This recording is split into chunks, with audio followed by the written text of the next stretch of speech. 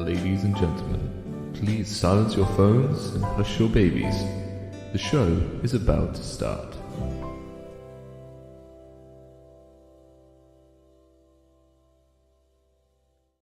Hi everyone, Nemo here. Welcome to another live stream. 2 live streams in a row, one each week. Aren't you all so lucky? Welcome to a summary of what we were talking about last week, or the outcome of what we were talking about last week, which was the town council meeting in Fairview, Texas. We were speculating, we were going through the church's legal opinion last time, and now the meeting has happened, the outcome has been laid down, and we will have to look at what will happen next. And to do that, I have, of course, recruited Rebecca and Landon. Hey, guys. Hello. Hey, Nemo. How's it going? Very well, very well. Excited to have you back. But I think we need another voice, because we've talked about this a lot, and I thought it would be interesting to get another voice in. So we will take some guesses in the chats as to who that will be, and then I'll bring them in but a moment. Who do we think in the chat is gonna join us tonight? Who could it be? This episode, of course, as always, brought to you by Jammy Dodgers. It's not brought to you by Jammy Dodgers. There is no affiliation. I ate all mine. Yeah, I have 4 left. and I'm not even kidding. I am now addicted to these too. You were not wrong, Nemo. So good. Anyway, this is not sponsored. But someone's saying in the comments, Ward Radio are coming on. Ward Radio are not coming on the show tonight. Absolutely not. Good guess. But it's someone in a Fairview United shirt. Who could it be? It's Peter. It's Peter from Mormon Civil War, which, And his man boobs. already getting us taken off the air before we've even really got going. So, yeah, I think we should dive straight into it. And I think what we're going to start out with tonight, folks, is the mayor's speech. Because the mayor's speech was excellent. Let me put it up on screen here. And I think we all just need to sit back. I'll be chatting in the comments. Everyone will be chatting in the comments. We're just going to sit back. We're going to enjoy watching this for a few minutes, okay? All right. If I can get it to work, let's go, kids. First, I'm so proud of the hundreds of Fairview residents who have studied and researched data related to the LDS history of temple building. You've kept your focus on the issue at hand. This is a zoning issue, not an issue related to anything to do with the LDS Corporation. Thank you for your signs of strong support as the council works through this issue. I also want to thank those in our surrounding cities, as well as groups and individuals around the country and around the world, and current and former LDS members who have stated their support for the town of Fairview's position on this matter. The issue of revising our zoning ordinance for this proposed building is the biggest crisis that has ever impacted our town. I personally have heard from Fairview folks in every corner of our town, encouraging me and the council to resist this intrusion into the residential area of our town. I'll give you a copy of this if you need it, so you don't need a copy. Now, I want to address the thousands, potentially, I don't know how many people are outside, but I know there were thousands last time, of LDS folks who are here, somewhere in the vicinity of this meeting or listening online. First, welcome to Fairview. This is a great place. Keep hydrated tonight. It's very hot out there, so we're worried about you. We went to extraordinary measures tonight to try to ensure the safety of people and get as many people in this room and get as many, everybody, by the way, Richard will get a chance who's here to talk. A little bit about our town that you may or may not know, because many of the folks supporting the LDS position are not from Fairview. Matter of fact, the vast majority are not. The east side of our town was all residential with large homes on large lots. You hear about zoning RE1. What does that mean? That means residential estate, 1 acre. We have RE1, RE1.5, RE2, and then areas over further east are even less dense than that, 4-acre lots, 6-acre lots. The maximum home height in this area allowed is 35 feet, and we hold people to the to that. We have families with longhorns, alpacas, horse farms, and donkeys all over town. There is no sewer system or storm drainage system in that part of town. I'm talking about the east side of town, on the east side of Greenville out here. There are no businesses, there's no multifamily dwellings, and you've heard us talk about our dark skies. We take pride in that. As a matter of fact, just last weekend, the Star Party was held in our town. You can actually see the stars in our town. It's important to us. Zoning is tightly enforced, and all building is looked at closely to make sure that it will not have a negative effect on the neighbors. The objective is to maintain the country feel on that side of town that our residents moved to Fairview for. Now, that's the east side of town, the residential side where this temple was proposed to be built. On the west side, the side of town that you're sitting in right now, this is our commercial area where we have single and multifamily dwellings, shopping, restaurants, hotels. We actually have some corporate offices recently. There is nothing new about the way our town is zoned. It was done this way intentionally, and it's been this way for decades, maybe 70 years. So this is not something that we just came up with yesterday. This is the way the town was laid out, and it's why people move here, to keep the country feel on that side of town.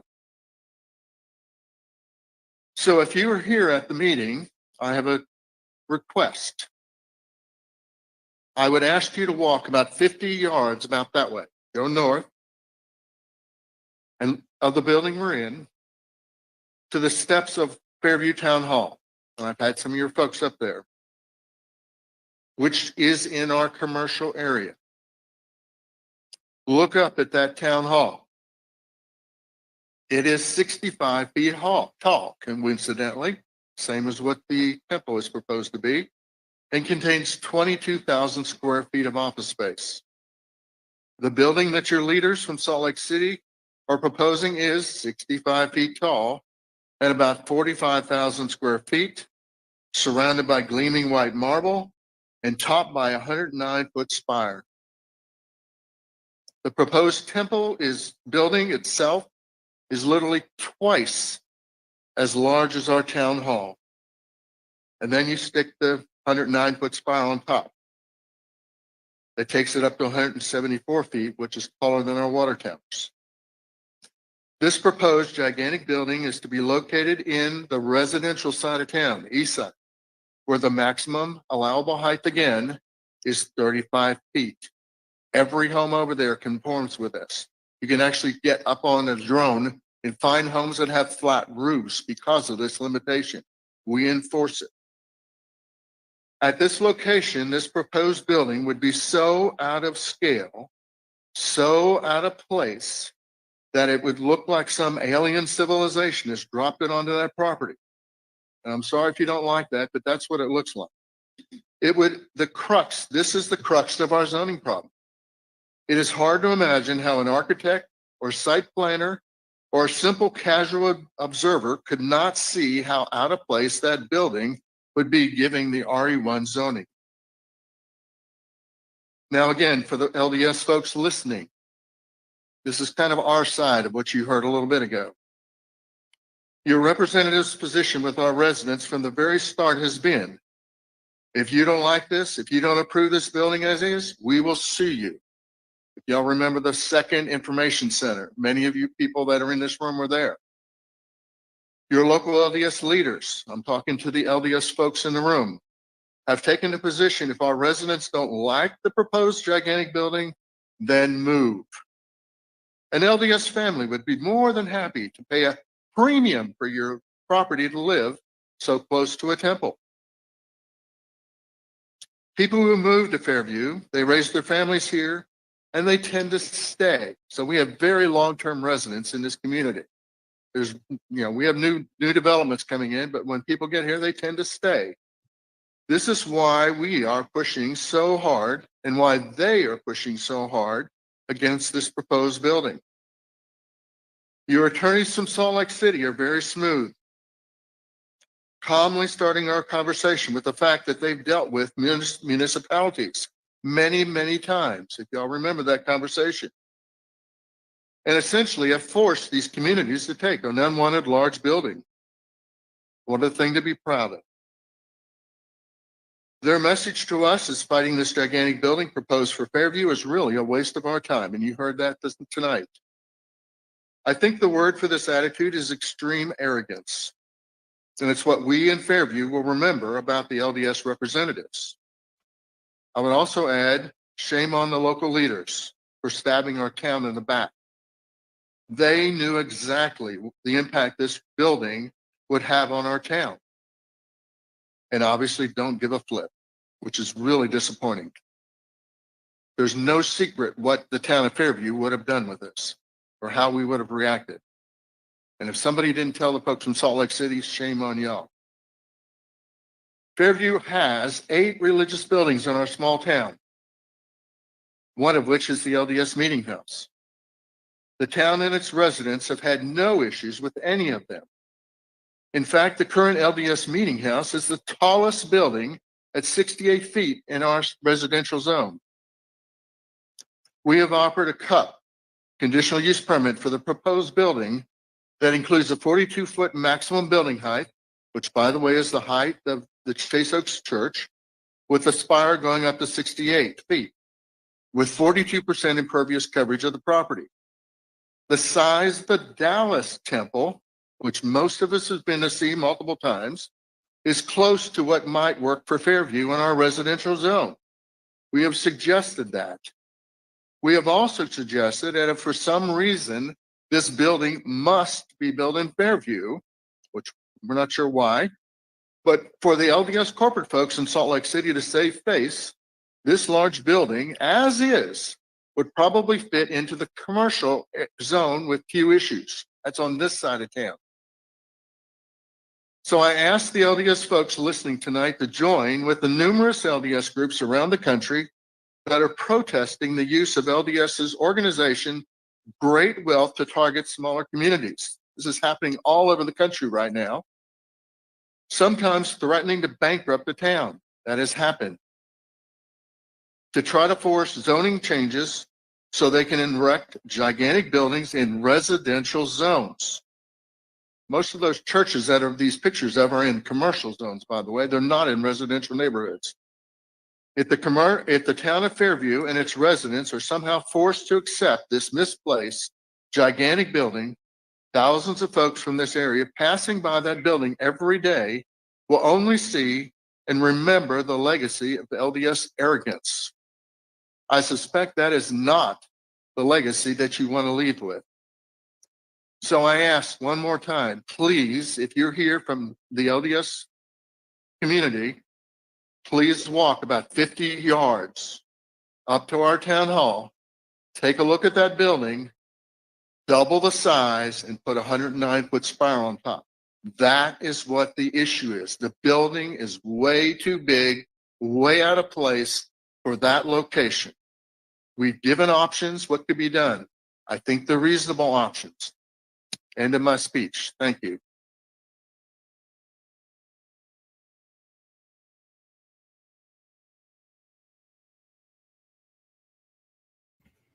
We're all muted. There we go.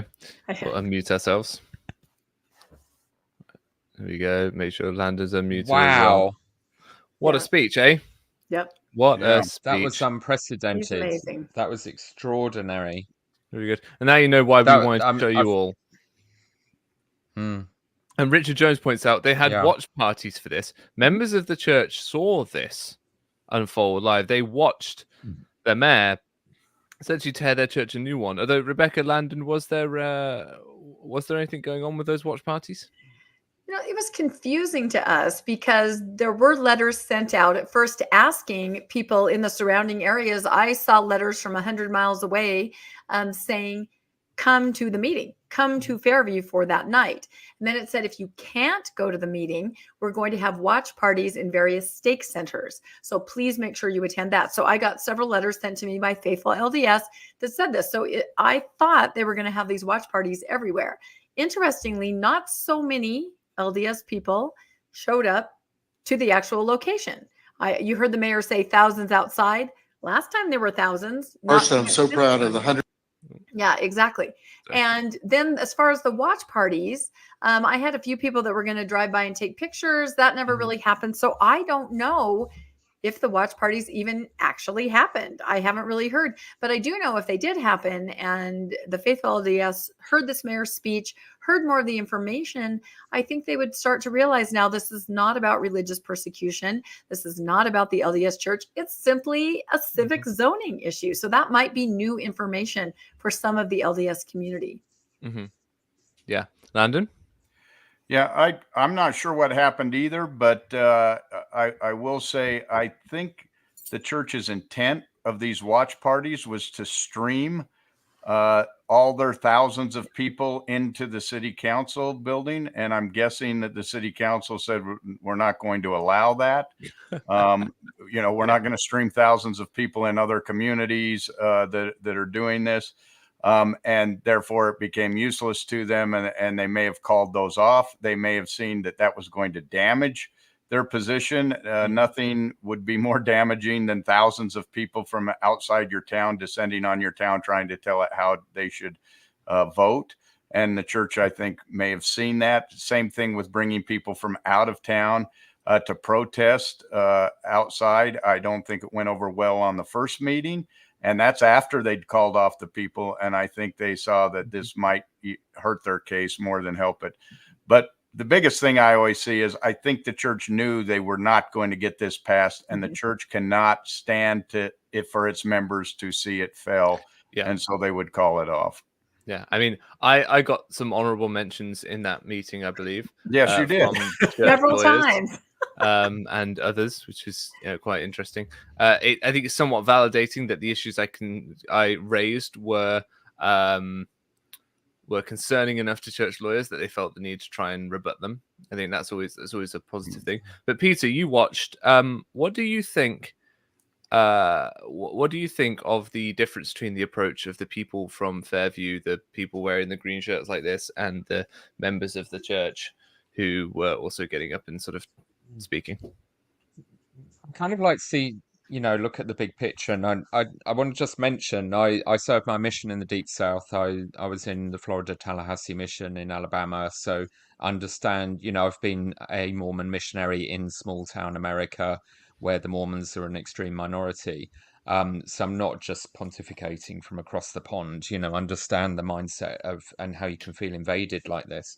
I think for me, the biggest and saddest thing is literally what we see every week on a Sunday at church still is the complete inability of Latter-day Saints these days to imagine that they could ever be the baddies.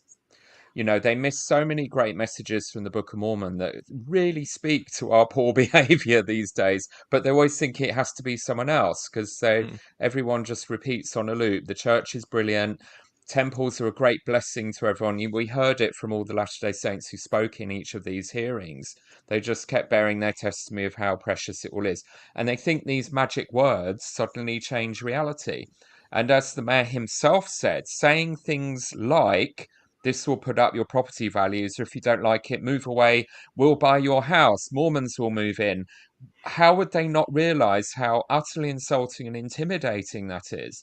And this is what got the Mormons in a lot of trouble in the early days. So I'm one of the few honest moments in the Institute lessons of my young adulthood was where the church history manual actually started to acknowledge that Mormons moving into these small towns in the 1800s and basically telling everyone God has given us your city and millions of us are about to turn up actually caused a lot of the persecution they experienced, as it would for anyone.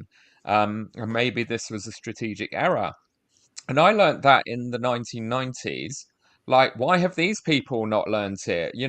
This was even pre-gospel topics realization that maybe invading small communities and trying to bully everyone isn't the best way to go. Landon looks like he wants to jump in here, Peter.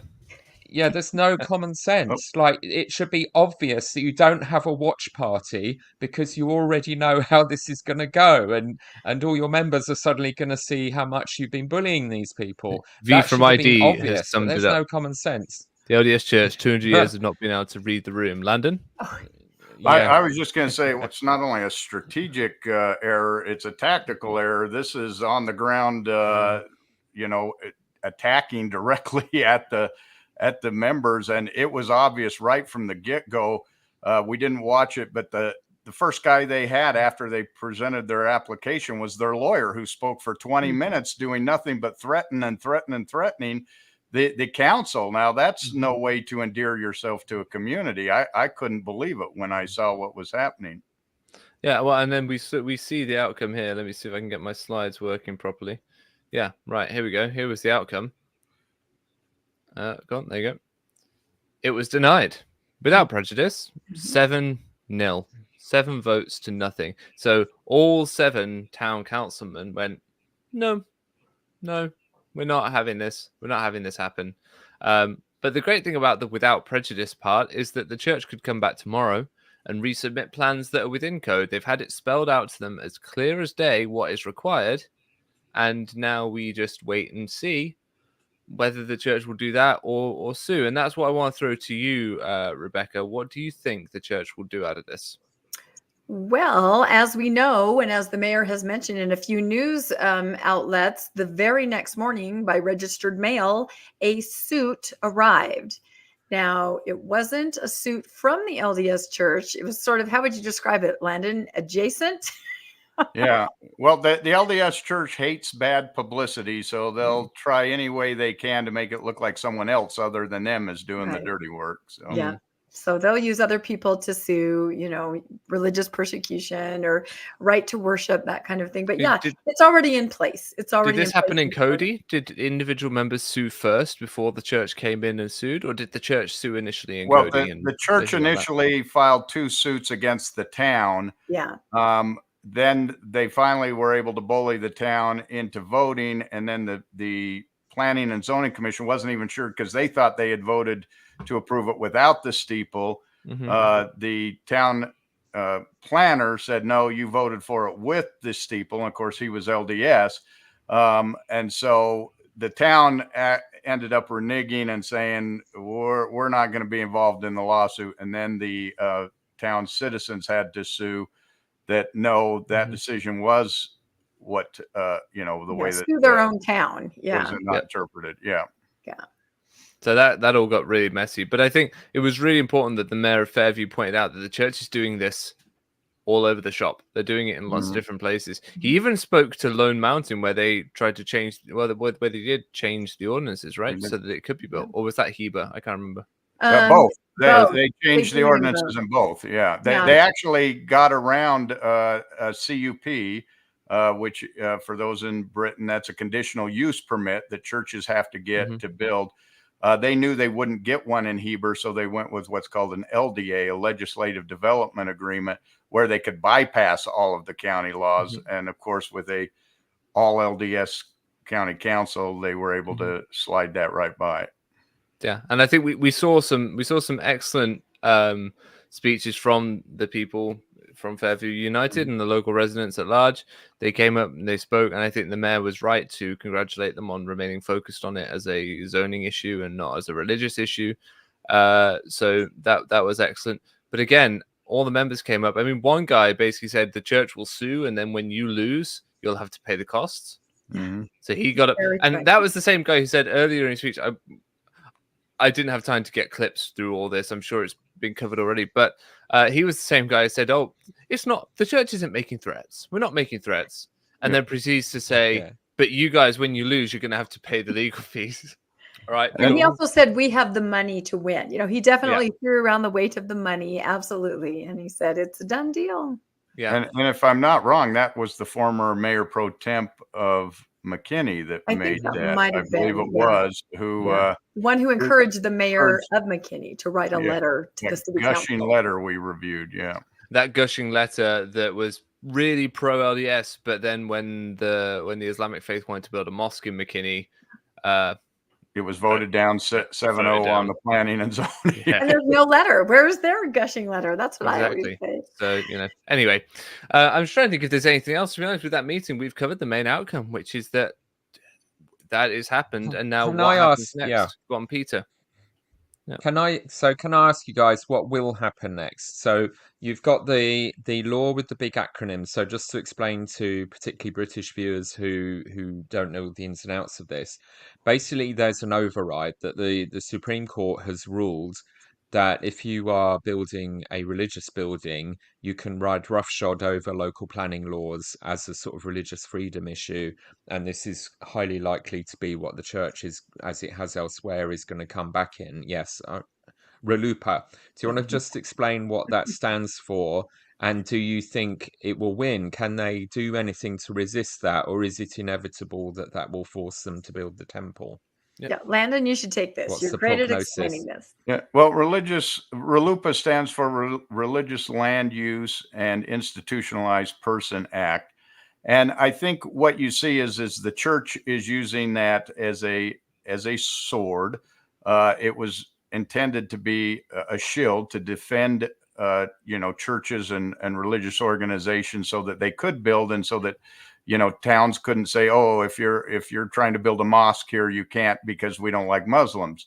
But what RLUIPA does say is it says this is not a free, you still have to obey the codes and ordinances. You don't get to just disobey them as long as they are spread out evenly. If you're treating all organizations the same, and that's why you saw the bell tower argument, because they're trying to say, well, they got a bell tower, which a bell tower is not an occupied building like the temple is. And the temple also breaks a lot of other zoning codes, the roof height and whatnot. And so that's why the town is arguing, we're allowing you the same height we've allowed all the other religious institutions in town. And so the church wants to make you think we automatically have a get out of jail free card. We can override this. The truth is, different courts have interpreted it differently. And so it could come out either way in here. I keep hearing, oh, we have a right to do this. And I have to keep saying, just because you have a right, that doesn't make it right. Yep. Yeah, and I think what we spent a lot of the last episode that we were on talking about was that the church has a choice here. They can choose to use this, or they can choose to just play nice. And I think that kind of leads us into what I wanted to look at for the second half of this show, because there's a surprise second part, everyone. We're not just here talking about Texas, because we could talk about it for hours, but there's been some interesting developments on the Birmingham, England temple, which we would like to look at now. Here we go. Hey. So, Birmingham, England temple, already a much different looking temple. Still about 120 feet tall at the spire. So still a fairly tall temple, but much smaller than the one they want to build in Fairview by comparison. And what we saw here was this is a statement of community involvement. So this is where BDP, who are the architects, on behalf of the church, they did a statement of community involvement, which amongst which is residents' concerns. So when they meet with the public, when they have the public come to these open houses, the church will actually put this together, the architects will put this together and submit it to the planning authorities and say, look, here's how the public are engaging with this planning, which is really useful, really helpful. And it includes some questionnaires that we'll come to. But I really want to highlight what's going on here with the Birmingham Temple in contrast to what's going on in Fairview. And then we'll kind of talk about why we think the behavior is different and what the differences may be. But here we go. So on that last one, on there, it's the proximity of the multi-purpose building and to the dwellings on Stag Walk is compromising privacy. So essentially what the residents have raised as a concern is that there's going to be an accommodation center and an administrative building just behind the temple. And that's going to be close to their property line, and they're worried about privacy. And they explain all that. And then the church has replied, the consulting team replies.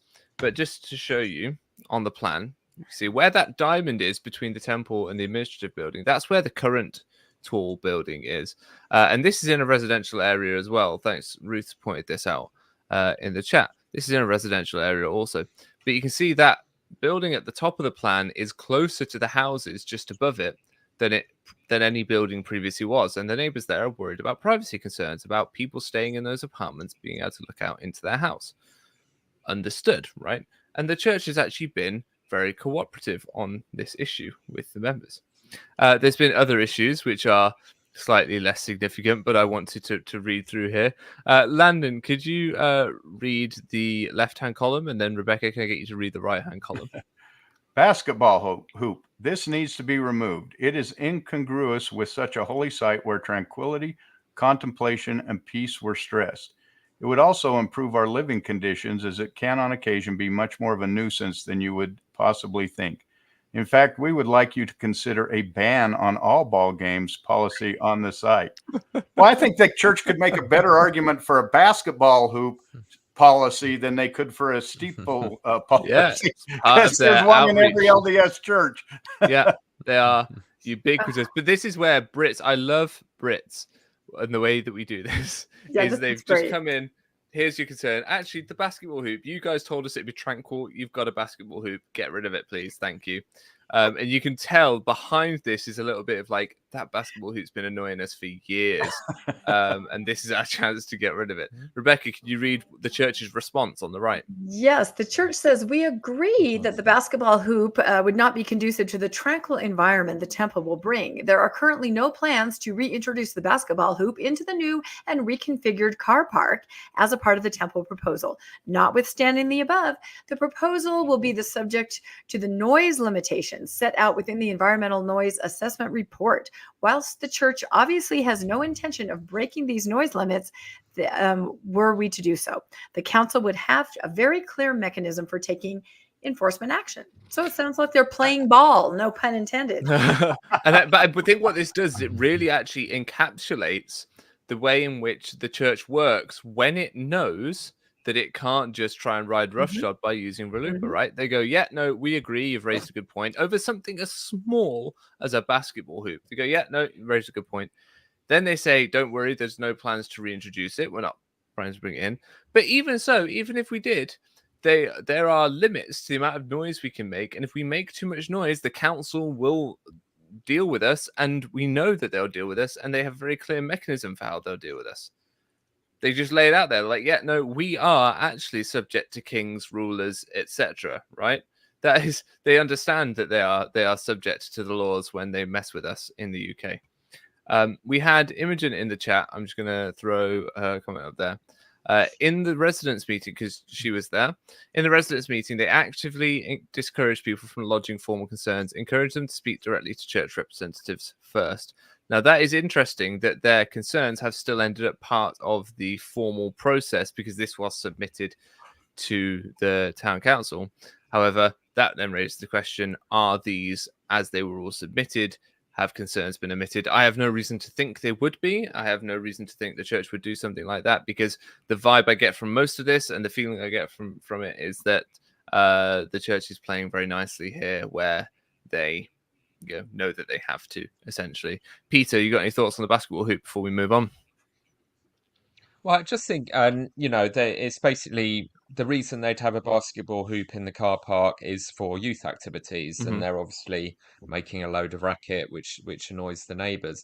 I think generally, what Americans perhaps need to understand is, particularly in our suburbs and residential areas, which is most of our landmass, we are packed in like sardines. You see that temple site is basically being put in the car park of a stake centre. Is it even a stake centre there? No, it's just a regular ward building. Just a chapel, It's a tight space and it's surrounded by people's houses. And it's not like Keep It Country Fairview. It's you'll have a tiny little patch of grass, that's your garden, and you're all together. So being next to this building site, it means literally it's a few feet from your door. And the fact that by engaging nicely with the community, by responding to them and not giving any sense we're going to impose this on you against planning regulations, how brilliant. They're getting really positive feedback from the neighbours. It is a big ask to have a fairly large building added. They've won the argument, it would seem, by saying it's basically going to be a peaceful place. One of the feedbacks that you can see on the council website is, I'm looking forward to enjoying the gardens, which is nice because that's all you're going to get. You can't go in. So, if you treat people reasonably, they'll be reasonable back. And that is very much the British sensibility. We can't get on with each other without having quite a strong sense of your civic obligation to your neighbours. You know, the worst that can happen to a British person is you have a difficult neighbour. I mean, that's bad for anyone, but here it means they're It's the right in your worst. face because, you know, you don't have a gap. They will dominate your life. So we very much have a culture here of live and let live and being respectful and not trying to be too noisy and all of that good stuff. And that's how we stay civilized, and built an empire. But and abolished slavery in 1830 when we decided to be nice about it all. Thank you. So I'm really interested in this, in sort of thinking about the larger cultural differences as well. You know, America has become very polarized Can we let in the culture Americans wars speak about then everything. on America? Yeah, And let's let the Americans speak, they know Peter. it's true. No, come on, let them jump in. And no, but I haven't made my points, darling. Make I your will point. get to it Make now. your point. We're fine. So it's very simply that church members really big this up, but it's become an American thing as well, that you pile so much into everything. You know, you're taking my freedom, you're taking my guns, you're taking my land, I can build my thing wherever I want, you just suck it up. And I think there is more of a culture in America of moving location a lot. People seem to be much more mobile. They move between states. So this idea, well, if you don't like it there, move, you know, we're coming with our temple. That's just so disrespectful of people, including most Americans, who actually just want to live in their own town unharassed, and that it, you know, let it be as they want it to be. And there's just no, it's very hard to find live and let live attitudes anymore in American civic culture. The politics is polarized. The religious panic about all our people leaving is really making the Christian nationalism get a bit crazy, and so on. And you just see it's such a contrast to our civic norms. And I think there's so much to learn from this. And the Church of Jesus Christ of Latter-day Saints in Paris, in France, in Birmingham, in England, has no problem whatsoever being polite and respectful and following all the ordinances and looking for a win-win. It's not a problem. So my question ultimately, is all of this simply because the multi-hundred-billion-dollar church can't be bothered to make any changes to its already built identikit temple size, you know, that it would be an Rebecca, inconvenience for them to scale it down? can you Is answer the that question? ultimately the purpose of this nonsense? Yeah, no, I think they know they can get away with it in the United States. I think because of the laws that are there that they can use and manipulate. And as Landon said, courts have, you know, weighed in both ways. So I think if you guys were not so locked down in your laws and your codes, I think they'd be trying the same thing there. I really do. But you've got it locked down, and so they have to play nice. And I think the overarching concept that we hear all the time in all the towns that we deal with is we kind of have to do all this. It's for your own good. Eventually, once it's built, you'll see it's a blessing. You'll understand why. And they even told that story about the Dallas Temple. I think it might have been at this meeting or at some point where I heard it, where they said at first they were building the Dallas Temple. Everybody was up in arms, just like this. They were protesting it. Then they built it, and people started referring to it as your temple. Your temple is okay. And then eventually they started calling it our Dallas Temple. And I'm talking about people who are not LDS. So they have this idea. To me, it's a fantasy at this point, after the things they've done to these towns, that eventually, once it's built, you'll see. And that makes you, you know, take a lot of license, I think. And I just feel that they feel they can get away with it. Whereas here, you have to sell it to us up front. You've got to convince us of it up front first, and then we may or may not let it happen. Landon, what are your thoughts on Peter's very? I was trying to pull him back, but he was making a very good point. To be fair, I agree with Peter. Yeah, Landon, what do you think to Peter's point? Well, when we were in Heber, one of our good friends up there, who was not LDS, who was very well connected though, and connected with the LDS people, had a friend who was higher up in the church, and he simply went to him and asked him, "Why are you doing this to this community?" And he was shocked by the answer, and the guy said, "Because we can." And I think that's what you're seeing. In the US, they can. In Britain, they can't. And what is getting me here is, how do you determine how do you take the true measure of a person? It's how they act when they're not forced to act a certain way. And I think we're seeing that from the church. How they act when they're forced to is completely different than how they act when they are allowed to, or when they make their own choices. Well, another good example of that is Great Britain is the country where it's one of the few countries where the church has to be transparent in its finances to an extent. They have to declare their income, they have to declare what they're using it for, what categories it's going into, etc. So in that respect, we see they behave that way, but when they don't have to share their finances, they just don't. They're just silent. So I think that speaks to your point there, Landon, particularly. I think the way I've kind of looked at it, I think I've explained this before online, but I think it's worth repeating, is the way I look at the attitude of theirs, which I think is an American thing, but maybe I'm wrong, is America seems to be a country of rights, as opposed to maybe the UK is a bit more of a country of civil obligations. Yeah, like Peter was saying, we have our obligations to society. We know what our role is in society, what we have to do to get on, etc. Whereas America seems to be more about rights. You have a right to do this, you have a right to do that, and they're all protected and they're all codified and they're all written in documents. And so it becomes a conversation rather about how do I enable society, it becomes how do I defend my individual rights. And I think what the church is doing here is they're viewing it as a threat to their right to do what they want when it comes to temple building. And so you end up in a situation where I must exercise my rights to their fullest at all times, almost like a slippery slope fallacy, lest I start to lose the ability to exercise some of those rights. At its extreme, that's what that attitude can breed. And I think that's what we're seeing with the church here, right? Is the church is going, we must exercise the fullest extent of our rights, even if it means being the bad guy, and even if it means suing a small town into oblivion, because just that is our right. And rather than being a bit more sort of what is our obligation to broader society, they're going, well, we have an individualized right as an institution, so we're just going to do that. What thoughts are on that? No, and we have a recording from Curtin McConkie lawyers that basically say this. In Fairview a few months ago, they had a meeting with stake level leaders, LDS stake level leaders. And one of those leaders asked Curtin McConkie lawyers, why does it have to be so tall? Why are you doing this? What can I tell people? I really don't know what to tell people. Why it has to be so tall? Why is there this doctrine of the steeple where we're telling our people, you've got to let everyone know, yes, we have to have a tall temple to worship in. And the lawyer said, slippery slope, exactly what you said.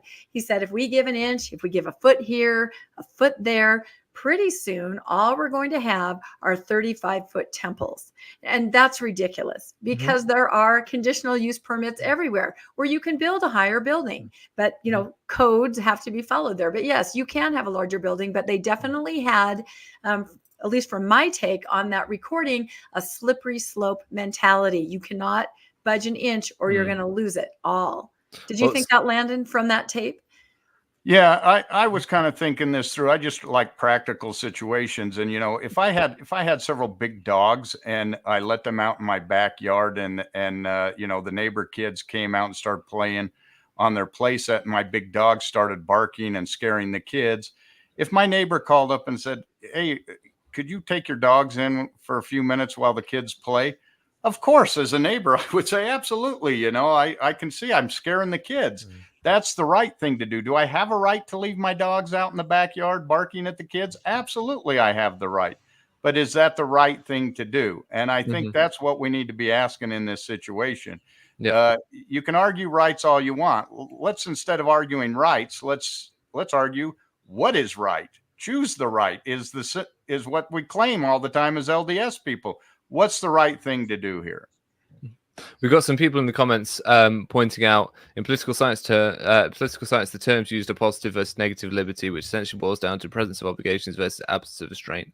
That is a much fancier way of making the point I was probably trying to make earlier. I just want to look at the consultation event. This is the event that happened around the Birmingham Temple. It was held at 7 o'clock for those Americans. That's non-military Americans. That's what 7 o'clock looks like on a 24-hour clock, just so you know. And it was staffed by representatives from the BDP architecture, BDP planning, and from the church. So 4 people from the church, 3 people from architecture, 1 person from planning. And that's known as the consultant team, which is lovely, to ensure that appropriate people were on hand to respond to any specific queries raised by local residents. Fine. Register wasn't taken, but 50 to 60 local residents attended the event, which is decent. There's quite a few houses around, so that's quite a good turnout. They showed a setup of what it looks like. That's available. The links to this are going to be in the description, so you'll be able to go and look at all these lovely planning documents if you'd like. On arrival at the venue, residents were invited to take a seat. At 7 o'clock, representatives from the church and the architectural firm took residents through a 30-minute presentation, which sought to explain who the church is, the purpose and importance of the temple to religion, and why Birmingham has been chosen as a site for the temple, how the design progressed, etc. Following the presentation, which received a welcome round of applause at its conclusion, I would argue that was probably just quite polite, residents were invited to view the consultation boards. 8 boards were presented, 1 of which introduced the scheme, 4 of which described the design's progression, 3 of which explained who the church are and the temple's purpose. Once individuals were given the opportunity to view the consultation boards and to ask any questions, they were provided with a copy of the questionnaire to complete if they desired. The event concluded at 9 o'clock. You know what didn't happen at that meeting?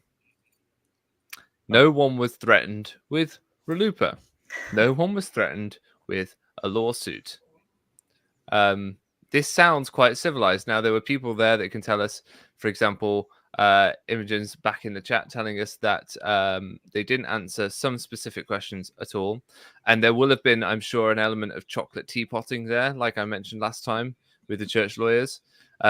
Some of the people there will have just not been able to answer certain questions because they're not the leaders in Salt Lake. But this sounds like it was quite civilized by comparison to what happened in Texas. What are your thoughts, Rebecca and Landon? What are you seeing here? And I'll get Peter in. Well, Absolutely. I think about the very first meeting that they had with the Fairview residents. First, they sent out a flyer where they said it would be 2 stories and it would follow the codes. Then they invited everyone over to the Stake Center for a meeting where their lawyer addressed them. And the very first words out of his mouth pretty much were about the Department of Justice and about their rights to do this, and sort of a veiled threat. I think the residents took it that way, as we will sue. That was the very first interaction. And you heard the mayor allude to that too.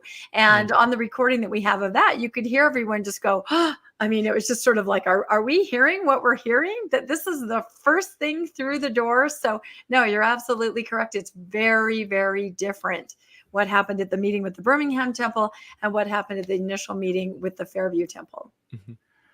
The first thing I did is I looked up BDP architects because I was trying to figure out who they were. And I've, that lists them as an international architecture firm, which I assume from the draw. I couldn't see the address on the drawings, but I'm guessing they're local to Britain and located within there. Why were they on the design team? Why not use a Salt Lake City design firm?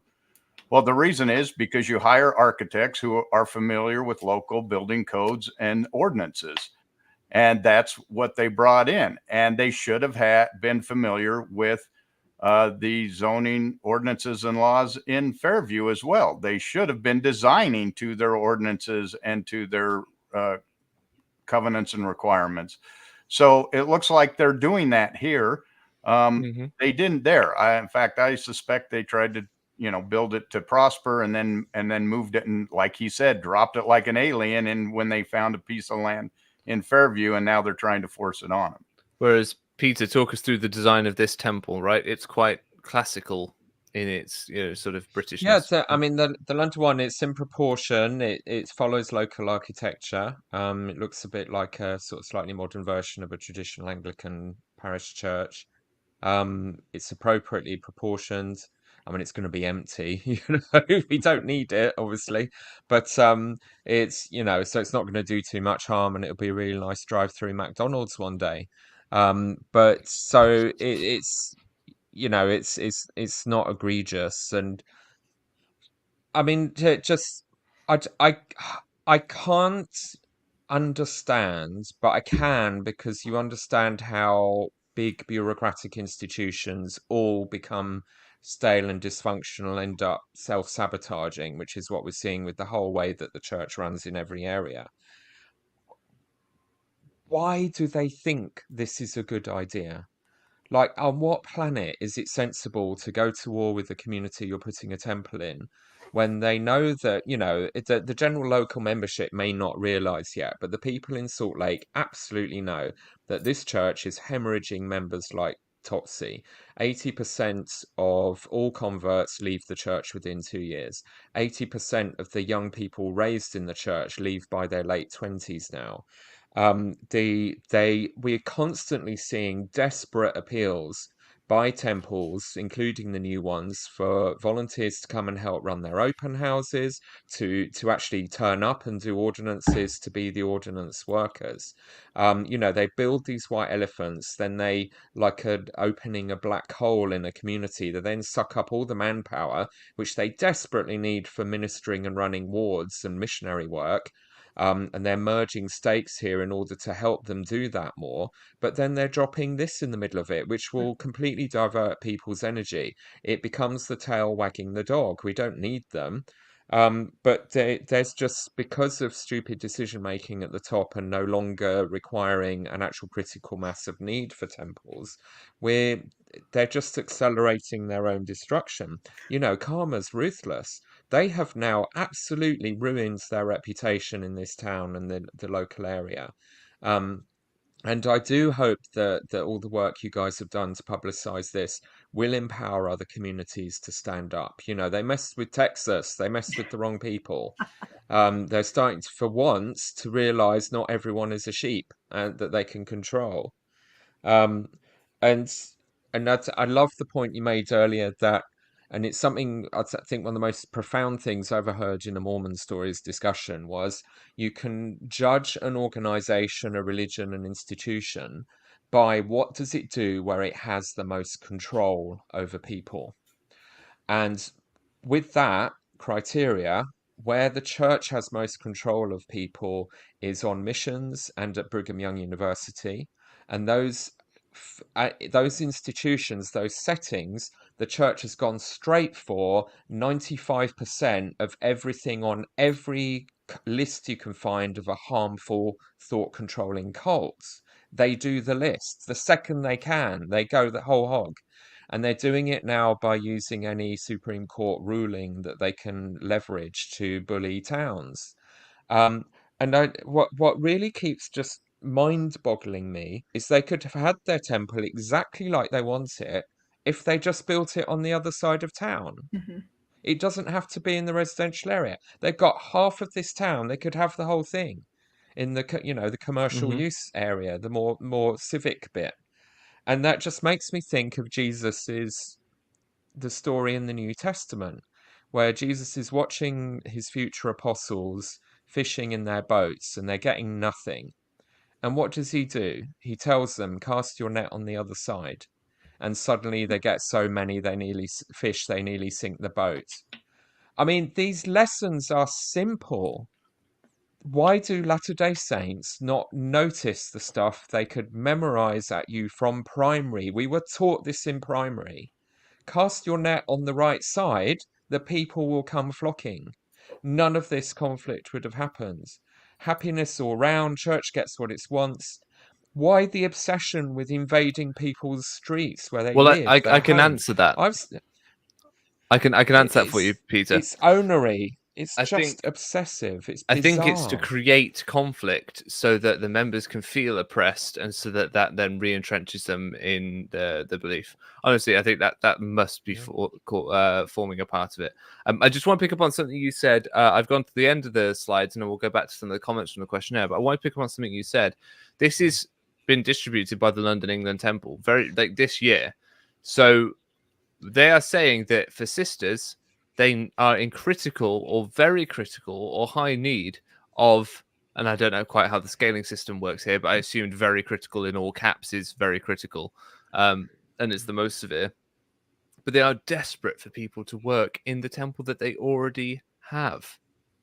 So why are they building another one? Why are they building a temple in Birmingham between Preston, and London. I'll say it again.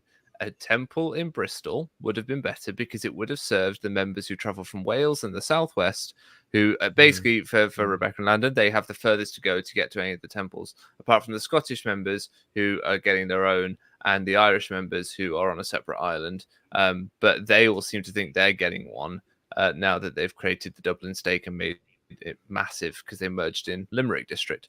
But who, like Peter said, it creates a black hole.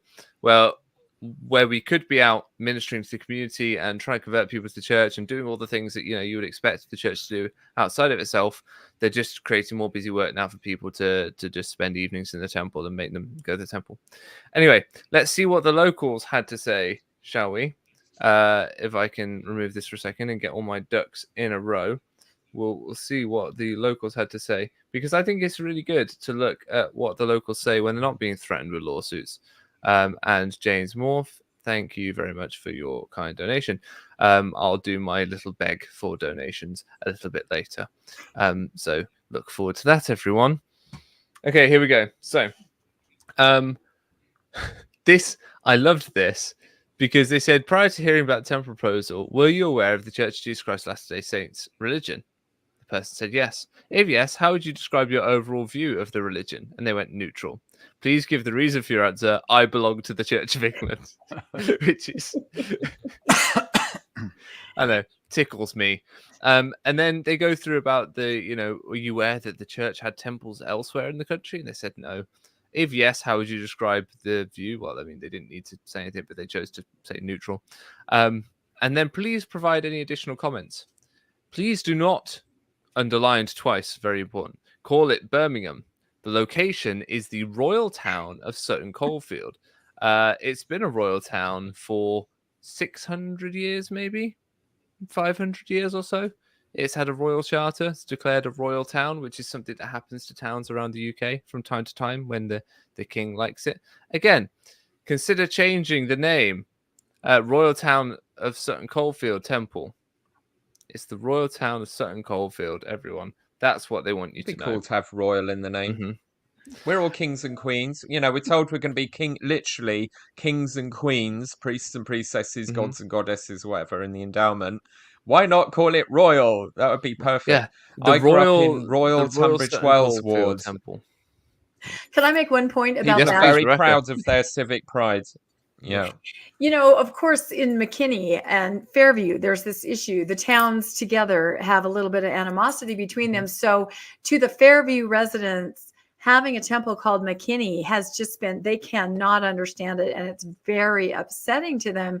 And I think it's so funny, the church goes by zip code, whatever they choose, but it seems like they don't recognize civic pride that people have. I mean, look at the pride expressed in this request. Why are you calling it Birmingham? Name it after our town that we're proud of. The church doesn't seem to see that there's a community here where they're going to plop their building down, and it has people of other faiths. It has community pride. It has a look and a feel.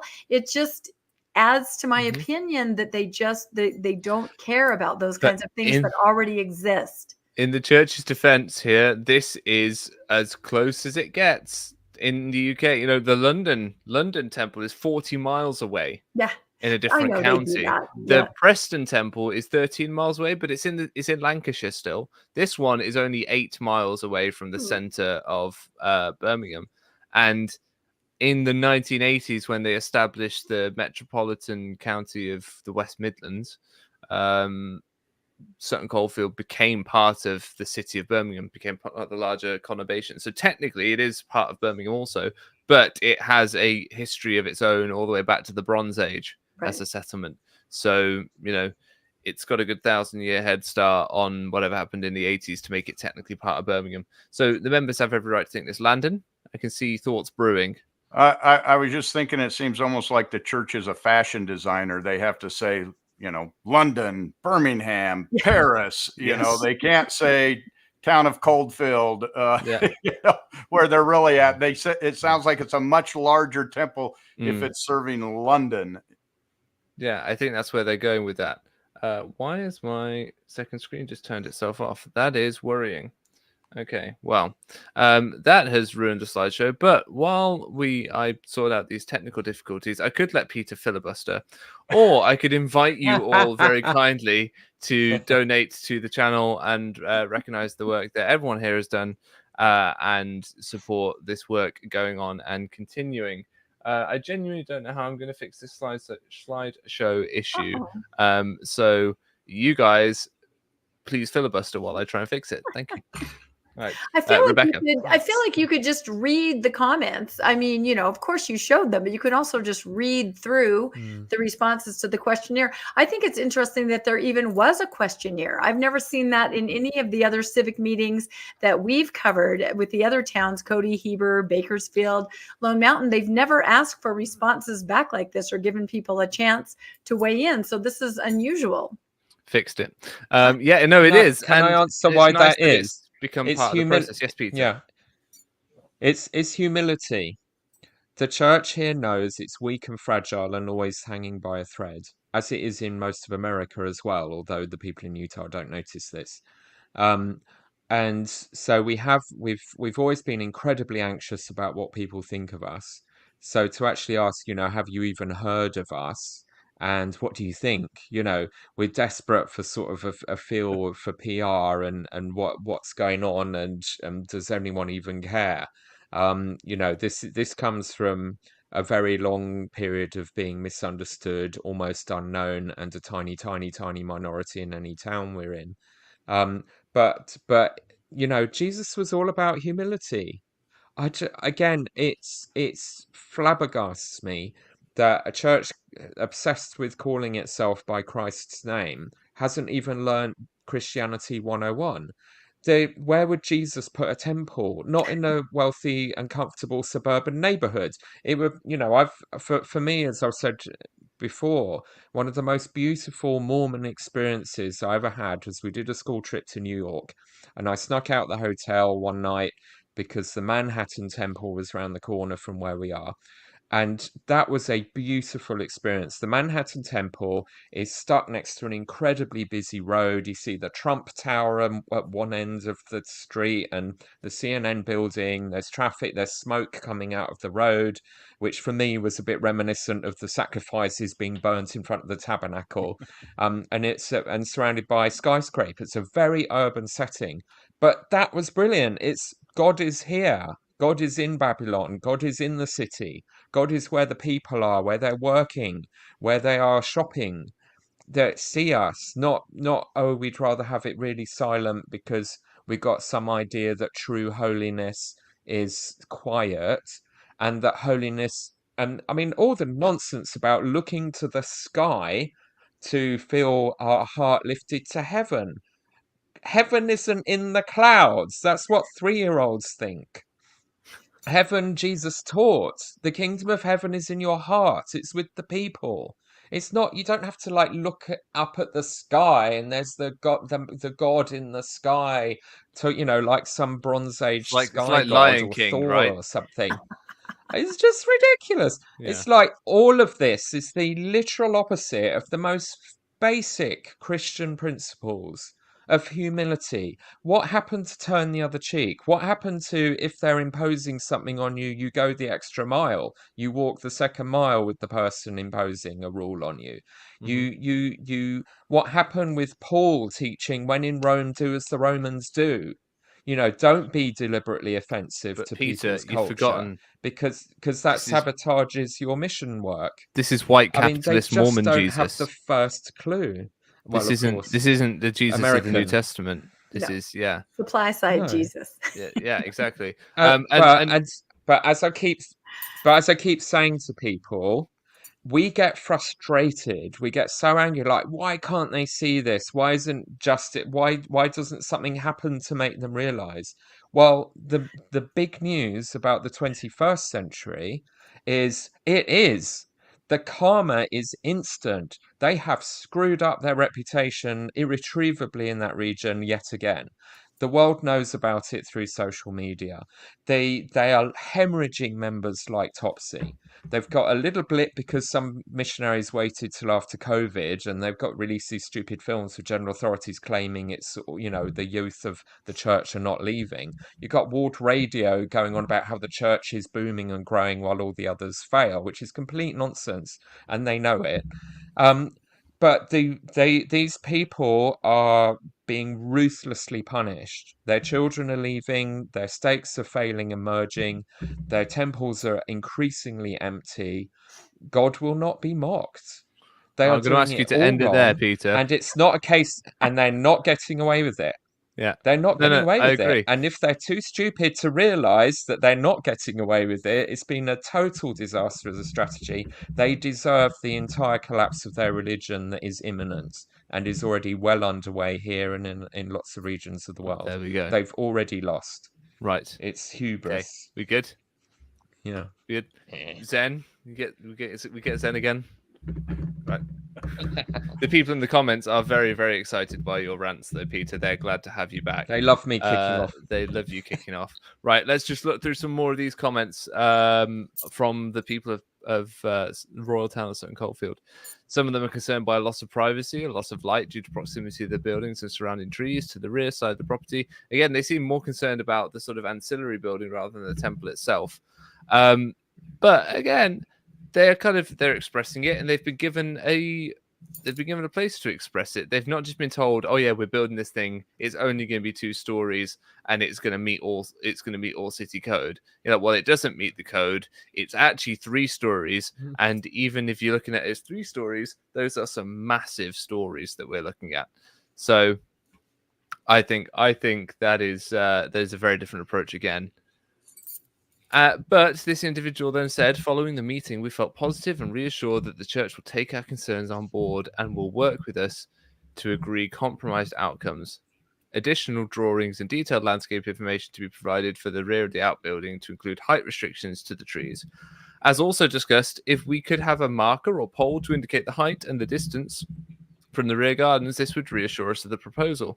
Fencing across the back of our houses will also need renewing. And that's similar to what you suggested, Rebecca, that the residents in Nevada do. They fly a balloon up to show the height of something. They're asking for a pole to show the actual height. We're not letting the church put some skewed images together to say, oh, look, you'll barely see the temple because we've CGI'd in some trees that'll hide it. Right? The trees that aren't going to be there will magically hide this temple from you. Landon? No, I agree. And we keep hearing this over and over in the meetings that the church has talked with local residents in providing this. And yet nobody in Fairview, yes, they have these meetings, but these meetings are one way. They're not asking for suggestions. The temple design is already complete. And this is what people ask for. Let us give our input. You may ignore it, but at least you ask. That's the only thing to do. Yeah, and this individual said, I feel happier having attended the meeting. Cool, awesome, good feedback. Following the meeting, I am hopeful we can work together on this project. Again, lovely, great feedback. This one raised some of the concerns that we've raised in the past. The car park, will this be adequate? We do not want the chase to be used as a subsidiary. Do you need 2 large spires? What about building with 1? Spires, 1 would make the statement that it is a religious site. Will you replace all trees and greenery? The new temple building looks bigger than the current building backing onto the site of housing. Yeah, so they're raising the obvious concerns of, look, this is now a bigger site. Do you need multiple spires, etc.? And car parking key. We do not want you to have inadequate parking and then you start parking on our residential streets, because nothing will get someone's car keyed quicker than parking. I don't. Do you have that in America? Is that something that gets done to cars? People running their keys along someone's car? Sometimes by ex-girlfriends or ex-boyfriends or something like that. It happens but not here if you park a neighbor outside. Parking on the street. Yeah. No, it's usually like a revenge kind of a thing, like for something more than just parking. No, it's pretty petty here sometimes. If you park in it, some people feel like they have ownership of the road when they don't. Oh, there we go. I'm struggling with technology tonight, guys. I do apologize. Here we go. And then we're back. That's it. Done. We're all at the end of the slides. We all get to go home. We all get to have a nice evening. I would give Peter final thoughts, but we're already at an hour and 10. So I think Peter's slayed enough tonight. Are you good? Are you sure? So Rebecca and Landon, your final thoughts on the comparison between the Birmingham Temple, the way that's being currently handled, and the Fairview Temple, and the way that we've seen that has been handled. Yeah, it's night and day. And I know that probably some of the Fairview residents are watching your program, because now a lot of them watch you religiously because they love you and everything that you've done. And so I would put myself in their shoes and go, they're probably scratching their heads right here going, this, if this were happening in our town, we wouldn't have these issues, right? Where they seem to be checking the pulse of the community, handing out surveys, being very friendly, assuring them that everything's going to be fine. I think that Fairview's probably like, damn, what went wrong in our town? But I do think it's exactly what Landon said. They have to play nice with the Birmingham Temple. They have to. You guys have it locked down. And in Fairview, it's the wild, wild west. They can get away with a lot, and they are going to try at least. And just before you jump on, Landon, just something that I want those Fairview residents to take note of, which is here when we talk about the residents concerned, and they were talking about the multi-purpose building that backs onto the houses that we showed the picture of, right? The church's response was, the multi-purpose building has been through an extensive design and redesign process, which has seen the maximum height reduced significantly from that of the initial pre-application submission. So the church can reduce the height significantly of buildings when it needs to and when it feels like it ought to. So just a little precedent there for you people in Texas to maybe take a look at, that the church can design and redesign as much as is necessary. Just thought you ought to know. Landon, your closing thoughts, please, my friend. I just want to say, talking with you and looking at things from the British point of view has really opened my eyes, because as I look at the RLUIPA law, if the church's interpretation of RLUIPA is correct, and that any religious zealot or any religious organization can trump all order of the community by completely ignoring and writing their own codes and laws, that is a recipe for disaster. And I'm glad to see that Britain has not done that. That Britain makes it so that the residents are on an equal footing with the religious institution, and so that forces a dialogue, as opposed to giving special privilege to one group who then has no motivation to in any way act neighborly or to comply with any codes or regulations. So yeah, I'd love to say that the church is doing this out of the goodness of their own heart here in the UK, but I think it partly is just because they have to, and they have to play fair, and they have to play nicely. But I can hold on hope. I know some of the individuals involved in the construction, the architectural design of the Birmingham Temple, and they're good people. So I want to think that they are influencing this in a positive way.